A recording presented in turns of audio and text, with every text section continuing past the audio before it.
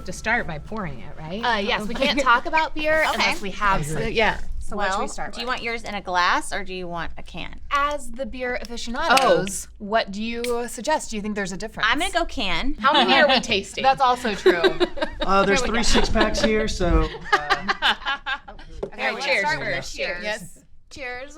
It's so nice to all be together in an Alamo. Agreed. I have to say, I saw IPA on the can. I was like, it's not my favorite beer, but I'm gonna try this. This is, I'm not, like, seriously, no joke. Like, usually an IPA, like, hurts my mouth a little bit. Like, it's that hot. Like, it does this thing. This is really good. This is our Cosmic Cowboys American IPA, 7% ABV, so to be enjoyed responsibly. But it's really well balanced. There's a lot of American hops in there. You get a lot of ripe grapefruit and pineapple as well. It's the grapefruit. Yeah. Who gets to name them? Didn't Nate Cosmic Cowboy? He did. Yeah. Okay. Yeah, our Cosmic head brewer Cowboy. named that one.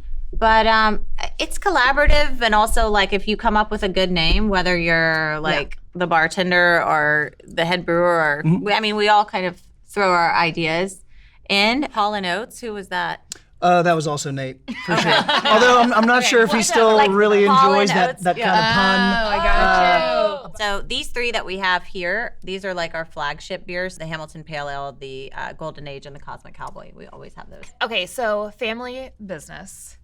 Who all in the family is part of the family business? Sister. That's right. The brother.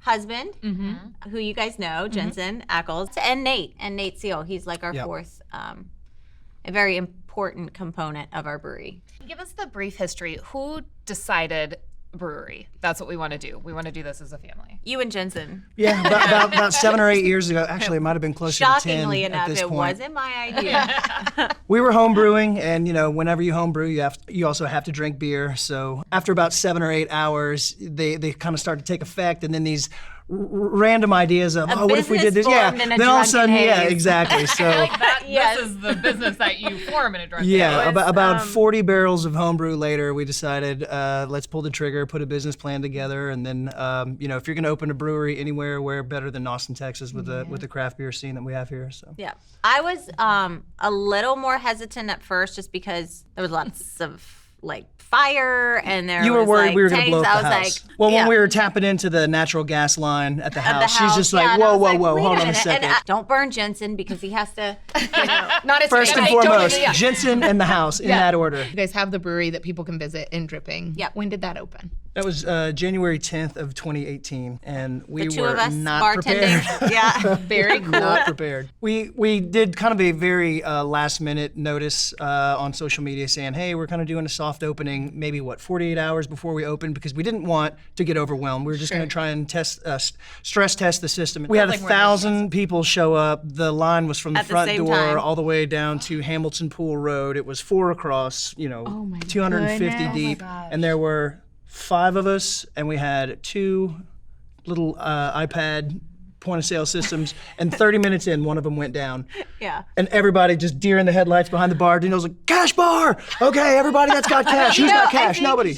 But it was really was great. I mean, it solidified what we always wanted to achieve with our company, is just to make it a really family-like environment. Em and I always say, you plan and you plan and you plan, and then when you're in it, it's just You're putting in out it, yeah. fires, and you're in it. It's actually my favorite point, It where is. you're like, all right, you go there, you go here. Was there anything when you started this that you didn't realize, this is going to be part of it, but it's too late now and we're already into it? All of it? I would say the entire, everything beyond drinking and making beer was, we got completely blindsided. But we've learned a lot.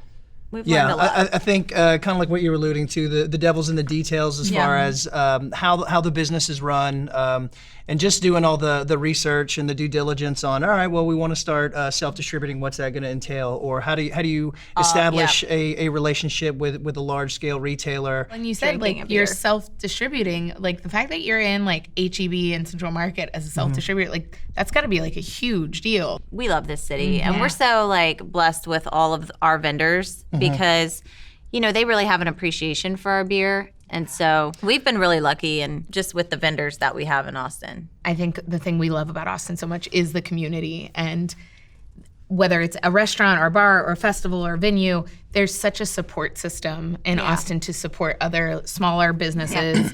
Having that personal touch is so a part of like Austin in general. Like when we started the festival, it was, we want you to know you're in Texas. Like, there's such an emphasis here on local and, you know, family owned. That's just part of our culture here. And so that's why I feel like we're really lucky. Thank you guys so much for being this here. is so fun. This is so fun. Yes. Can definitely talk and drink beer with you know. for hours of Cheers.